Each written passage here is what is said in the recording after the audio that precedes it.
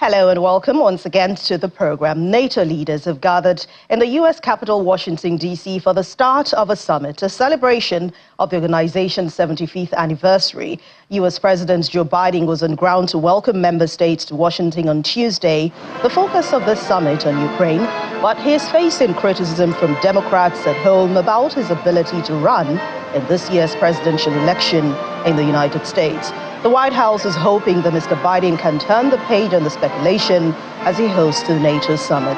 Mr. Biden has rebuffed calls to step aside in his race against Republican Donald Trump, who's 78, vowing to beat him in the November polls. So far, he still has the support of most of his party's elite.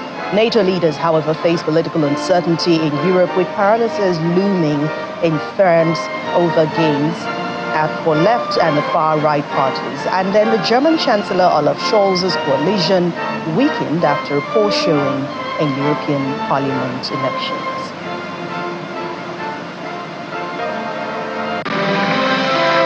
As the meeting began yesterday, U.S. President Joe Biden affirmed full support for Ukraine. He referred to Russian President Vladimir Putin as wanting nothing less than Ukraine's subjugation and to wipe Ukraine off the map. Mr. Biden said the U.S. and its allies will deliver to Ukraine 5 additional air defense systems.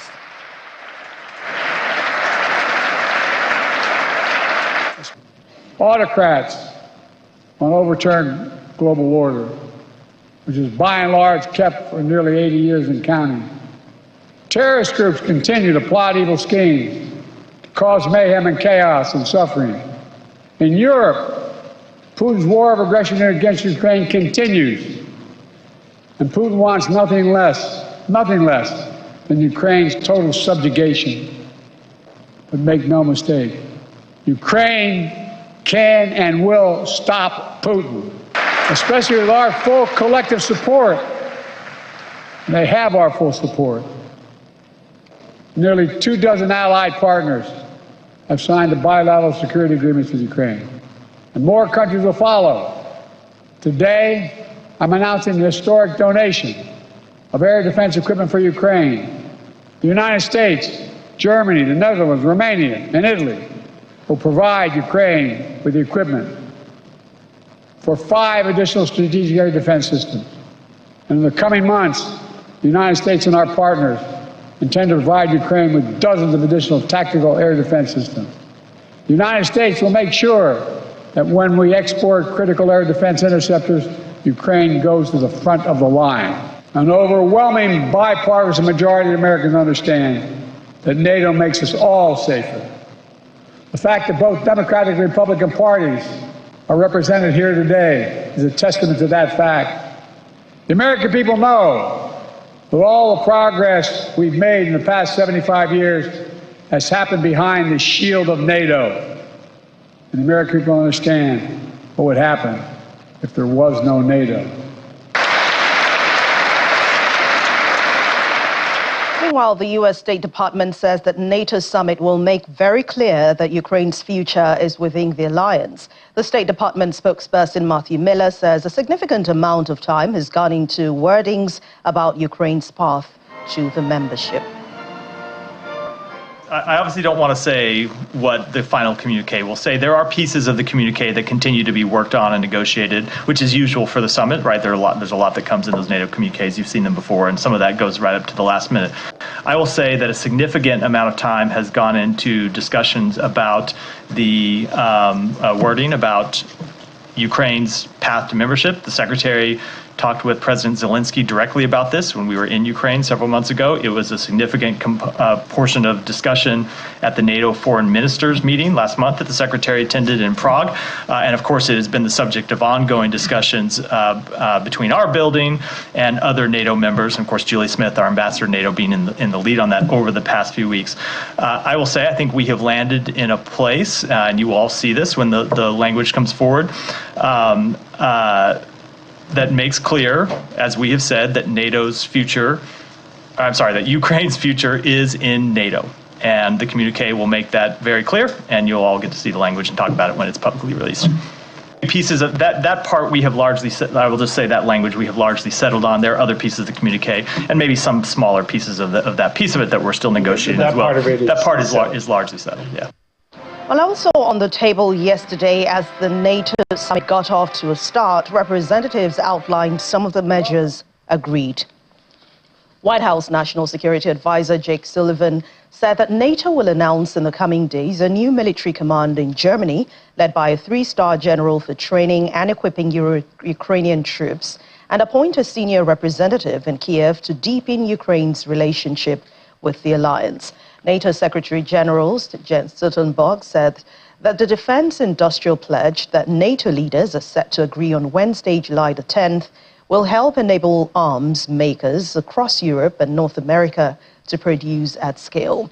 He also announced NATO has placed an order for Stinger anti-aircraft missiles worth almost $700 million in the name of several member states. We're committing to stand with Ukraine in the face of this aggression, and we're committed to stand with them for the long term so that Ukraine has an effective defense and deterrent capability against any future aggression it may face down the road. In the coming days, NATO will also announce robust new measures of support, including a new NATO military command in Germany, led by a 3-star general, that will launch a training, equipping, and force development program for Ukrainian troops. A pledge from all allies to collectively provide Ukraine with at least 40 billion euros worth of security assistance this next year.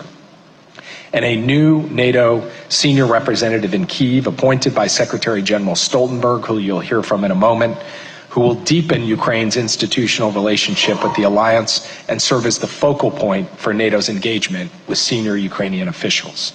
This pledge to invest more is also reflected in a decision we will make at the NATO summit this week, and that is that all NATO allies will sign a new defense industrial pledge. And that will be a pledge that will help to make our industry across Europe and North America stronger, more innovative, and capable of producing at scale. The first element of that pledge is increased defense spending. The other main element in that pledge will be that we have to spend better by spending more together. Last year, the NSPA, the Support and Procurement Agency, agreed contracts worth over $11 billion for ammunition and capabilities. And just today, the NSPA signed new multinational contracts for Stinger missiles worth almost $700 million.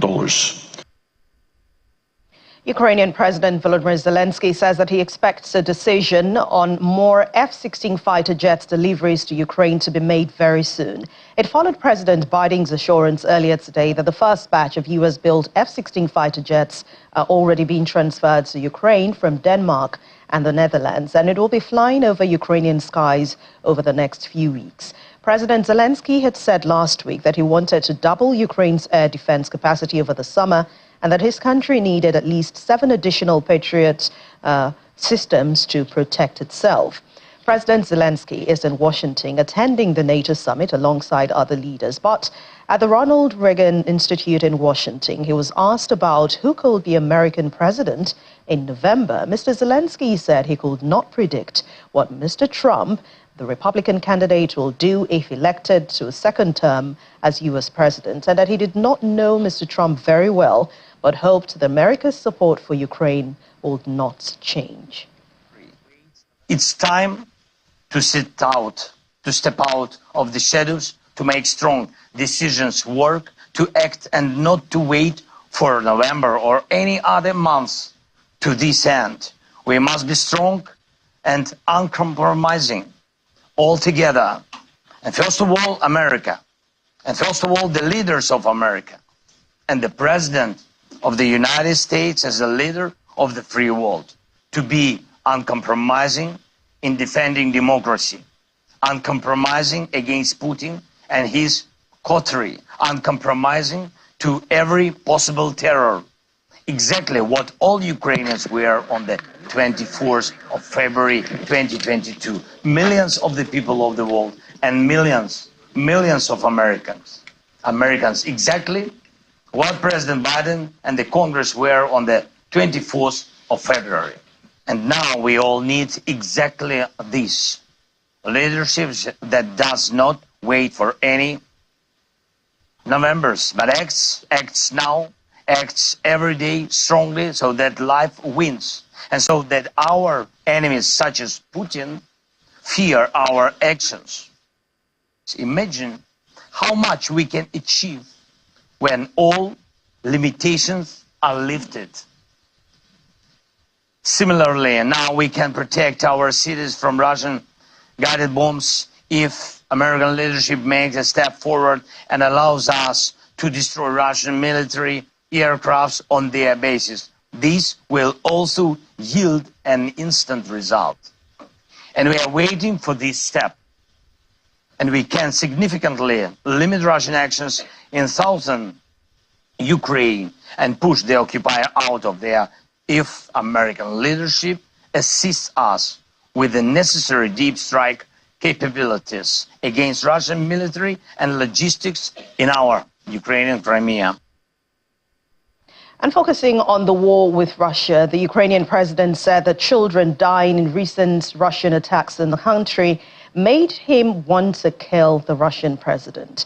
A UN rights mission had said on Tuesday that there was a high likelihood that Kiev's Children's Hospital took a direct hit from the Russian missile during a series of strikes on Ukrainian cities on Monday, in which led to 44 people dying. But the Kremlin has denied involvement in that attack on the hospital. It's always for everybody, I think. It's very sensitive. I'm the father, I'm the president, I'm a human. Yeah, so it's so difficult. It's so difficult to lose people. It's so difficult and to lose children. And of course, you see these people, you see parents, and then when their children are dying or dead, so it's you want to kill Putin at this moment. And of course, all of us, we want it very much. Really, because he's not, I think that he's at this moment, maybe he's drinking something. Well, as Ukraine remains the main subject of the NATO summit, U.S. Secretary of State Antony Blinken confirmed this morning that the first batch of U.S.-built 16 fighter jets are already being transferred to Ukraine from Denmark and the Netherlands. Well, Blinken was speaking at an event on the sidelines of the summit in Washington. Reinforcing air defenses have been crucial for Ukraine as it fights a Russian invasion. Moscow then renewed its aerial assaults on Ukraine's national power grid in the spring, causing sweeping blackouts. As we start the NATO summit, a summit that will further strengthen Ukraine's ties to the North Atlantic Treaty Organization and its path to membership. We've done a lot of work in recent weeks and recent months on that, and I think you'll see a very strong package from this summit for Ukraine. More broadly, we've been working closely together to make sure that as things move forward, Ukraine has what it needs to stand strongly on its own feet, militarily, economically, democratically. And we're on a very good pathway to do just that. Ukraine's success as a strong, independent, successful country is the best possible rebuke to the aggression that continues to be committed by Putin and Russia against Ukraine, including just 24 hours ago, an attack on the largest children's hospital in Kyiv, a hospital that I visited a couple of years ago when I was in Ukraine, visiting with children, some of whom have been victims of the Russian aggression, others cancer patients, suffering other illnesses, being treated in this remarkable facility. And it's particularly despicable that we would see this attack on that hospital. But it just underscores the fact that the aggression continues. Our commitment, and not just our commitment, the commitment of dozens of countries around the world to Ukraine and to its defense, that continues. And our commitment to Ukraine's success as a strong country that continues, and that will be manifested in very concrete ways over the next couple of days at the NATO summit. Joining us now is international affairs expert and President Cohen and Woods International, Stephen Hayes. Thank you very much, Stephen, for joining us from Washington, D.C. It's good to see you. Nice to see you again. Thank you. So the Ukrainian president pointed out in his remarks at an event before the NATO summit that he hopes that America's attitude towards Ukraine will not change should Donald Trump return a second term. But do you think that America's policy towards Ukraine will change if Mr. Trump actually returns as president? Well, I think almost certainly, and particularly if his party has the majority in Senate, especially. I think that you can count on a change. To Mr. Trump's credit, he does say what he thinks, and he sticks to that. Whether you like what he thinks is another issue. But I think that there will certainly be less emphasis on alliance. I don't think he'll be quite as hostile towards NATO as he has been, because he'll have some tempering influences in Senate. This is provided again if he becomes president. I still think that's a big question. He'll be more Russian focused. He's made no secret of his admiration of Putin, his desire to be closer to him, in fact. He'll be less engaged in Africa, not that he was engaged at all earlier. And he'll be more transactional and less principled. It will depend on deal by deal. He'll look to make deals rather than follow any one guiding principle. So, yes, I think there'll be some significant changes if, in fact, he becomes president and if, in fact, he has a majority in the Senate to support him. But even there, some Republicans will not want to venture away from support of Ukraine, even if they are within the Republican Party. But this will be one of the reasons the Democrats would want to hold on to the presidency. I mean, the fact that America has invested billions of dollars in military hardware for Ukraine and many more in the works. And yet it seems that there is still no end in sight for the war with Russia. But do you think this sort of relationship should continue between Ukraine and the United States? Well, we have invested a lot. We have invested on principle primarily. There's certainly utilitarian reasons that we have invested in Ukraine as well, but it's really more the principle of that. And certainly it's been a threat to NATO, or is perceived as a threat to NATO. I can, again, understand why Russia feels strongly on Ukraine issues, because their route to the Black Sea would be blocked if Ukraine as a whole became a member of NATO. So I think that in the long run, or certainly in the long run, if there's any long run, certainly in the next several years, that the relationship with Ukraine and the United States would be very important. And we have invested considerably in this, and we've invested in supporting the people of Ukraine as well as our own national interest in some ways. So it will continue, particularly if Biden or a Democrat is the next president. But there's going to be pressure to continue. There is a strong Ukrainian diaspora in the United States as well that will affect that relationship. But talking about NATO now, it has existed for 75 years. If I recall, Mark Rutte, the former Dutch Prime Minister, takes on leadership of the Atlantic Alliance. But should this alliance continue with its support for Ukraine without an actual admittance of the country into its fold? Well, it's going to be interesting to see what is in the announcement of the results of this NATO summit on that regard. I would assume the answer would be that they should not be members of NATO yet. The fact is, if Ukraine were admitted to NATO now, I think it would be seen as an act of war by Russia for sure, because they are the NATO is obligated to support its fellow members. So that would put them in a direct conflict with Russia, which everyone's trying to avoid now. So I think that there will be, out of this announcement, a step-by-step process. I also think that it may provide some room for negotiations to open up. I think there will also be some conditions on Ukraine that may not be within the compact, but certainly understood behind the scenes. Those conditions would be that you go to the table and start to negotiate, but perhaps not. But Stephen, let's talk about the sad events that happened on Monday. The U.S. officials are confident of the fighter jets to Ukraine, but Russia has denied that it struck the children's hospital on that day. Apart from providing military support, what other avenues could NATO actually explore to help bring both sides to the negotiating table, at least to talk about this and find a lasting solution to the war?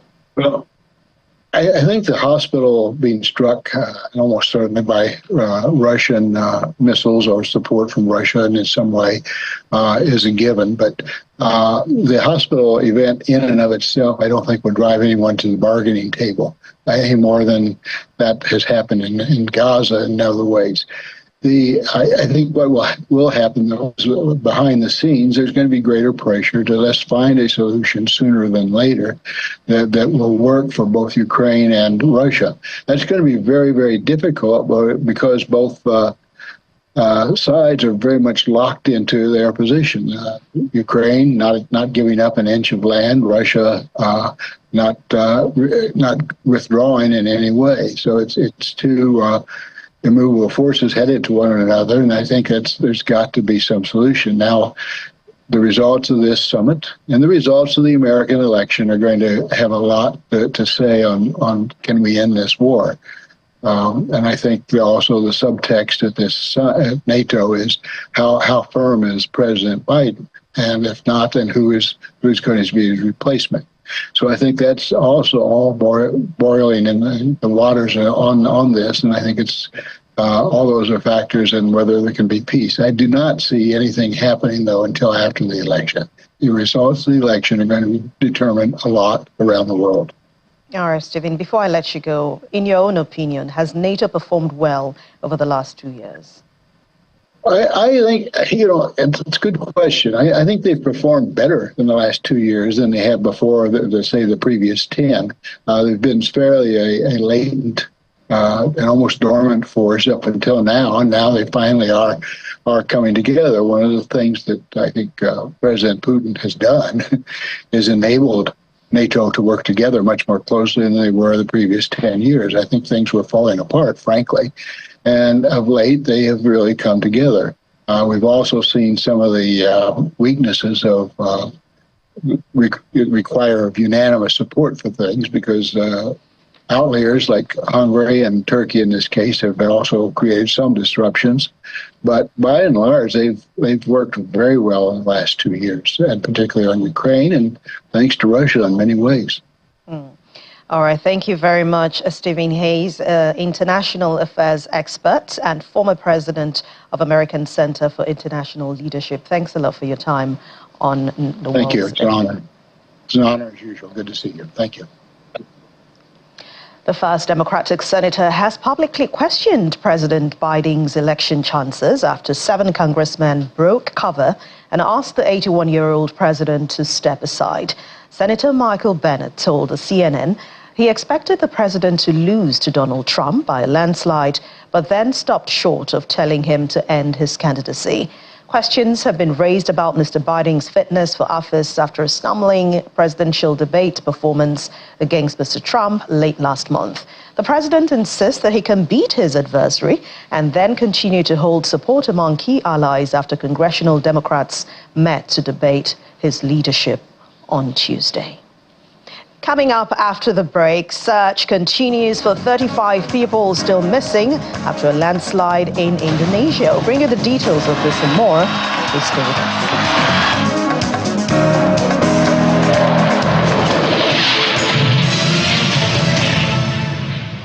We turn our attention to other stories. Indian Prime Minister Narendra Modi's visit to Russia has raised an issue regarding Indians in the Russian military forces who had been brought home.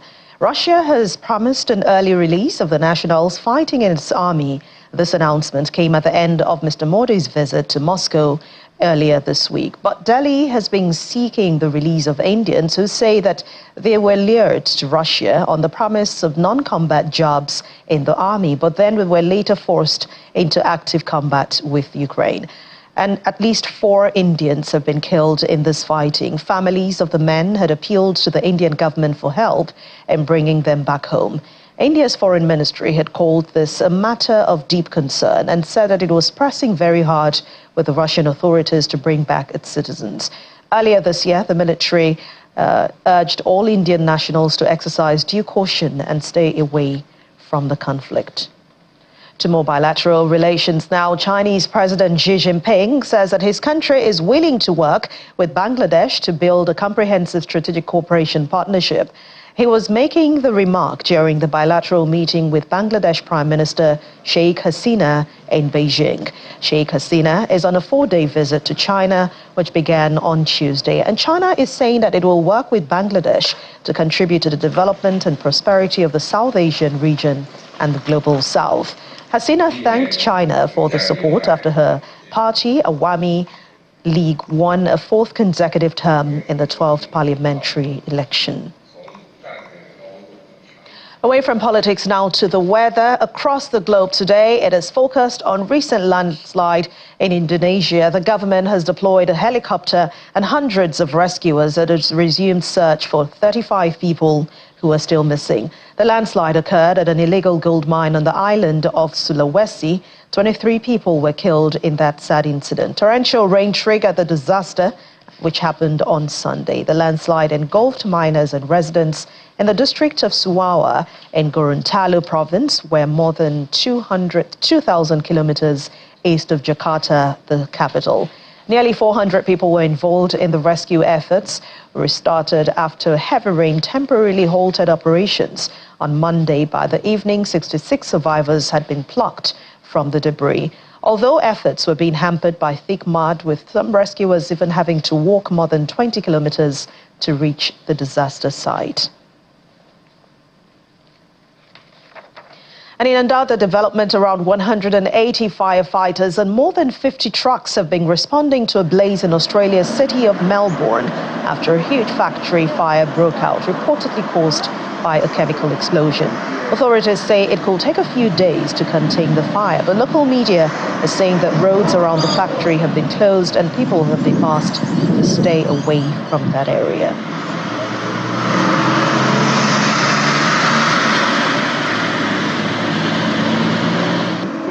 Still ahead on the world today, possibly the wedding of the decade divides Indians about lavish decorations in the midst of a global financial crisis. To bring you details of this and more, please stay with us.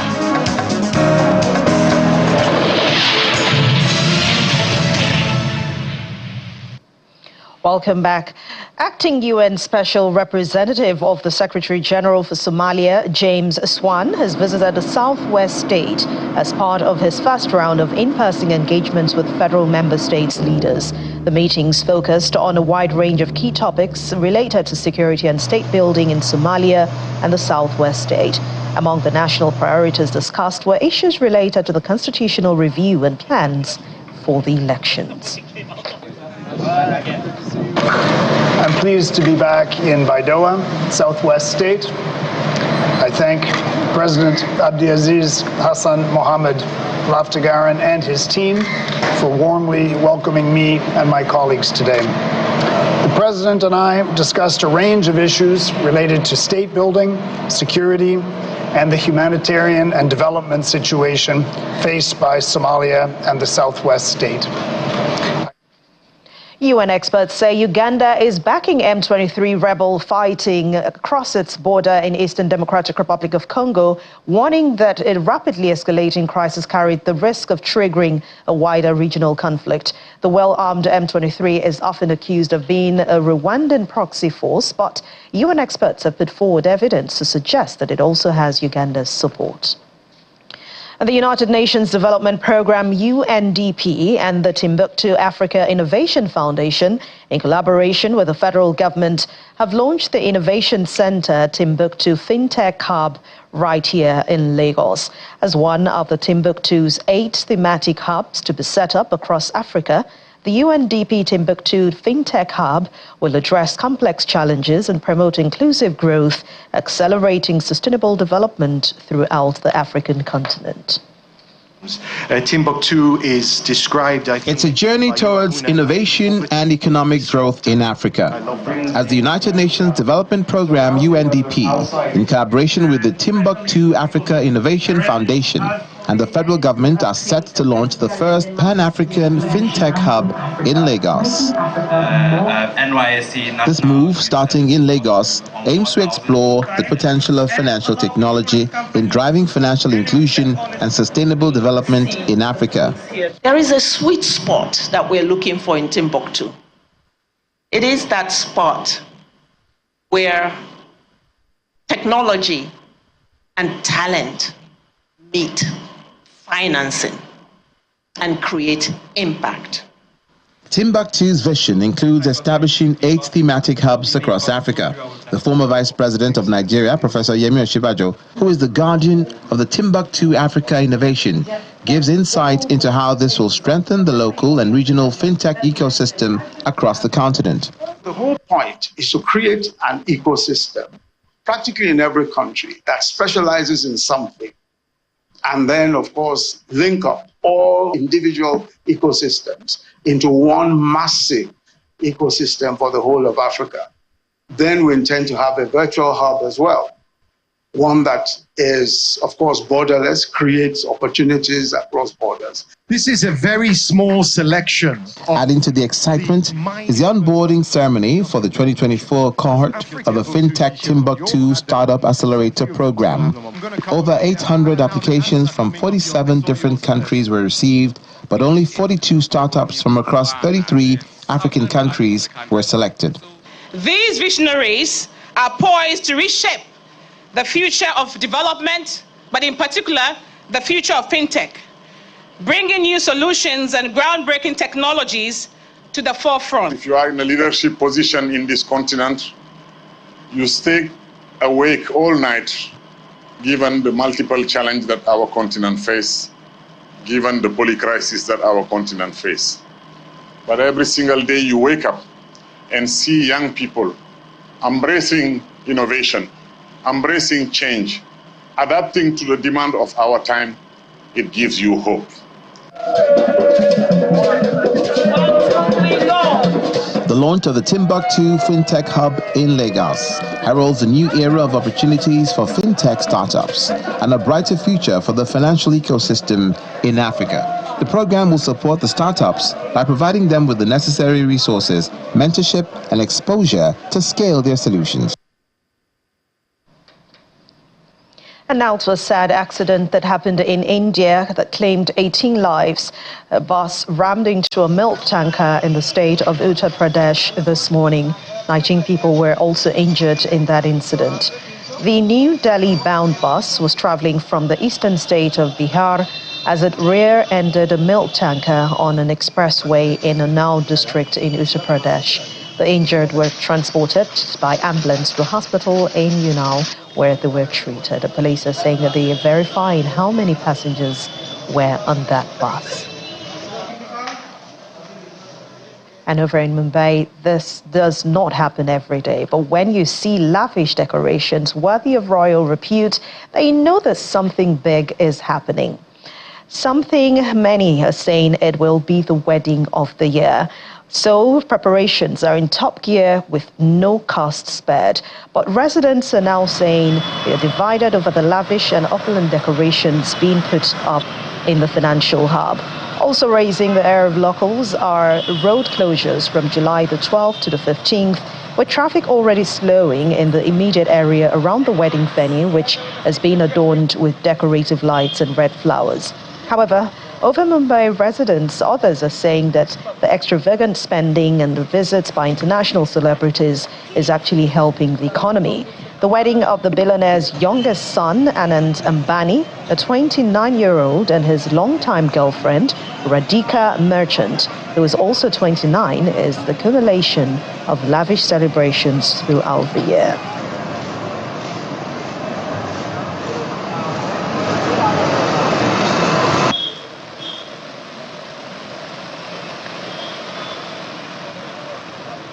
Their wealth, but it is beyond ridiculous what they're doing. Like, yeah, you have wealth, but yeah, we get it, you have wealth. That's it. Like, there's no need to show off that much. So I think it's like a once-in-a-lifetime event that's happening in the Ambani family, and they've called so many artists from all over the world, and I think it's fabulous. It's helping the economy, it's helping everyone. India's coming to like the forefront of artists and everyone around the world, so I think if they have the money, they should spend it. Honestly, I feel like it's the Ambanis, it's not even 1% of their total net worth. It's helping the economy, it's extravagant, but it's fine. I love that they're calling international artists to India to actually perform for the Indian public. Well, on that colourful note, we end The World Today. Thank you so much for watching. I'm Anne Nwawadu.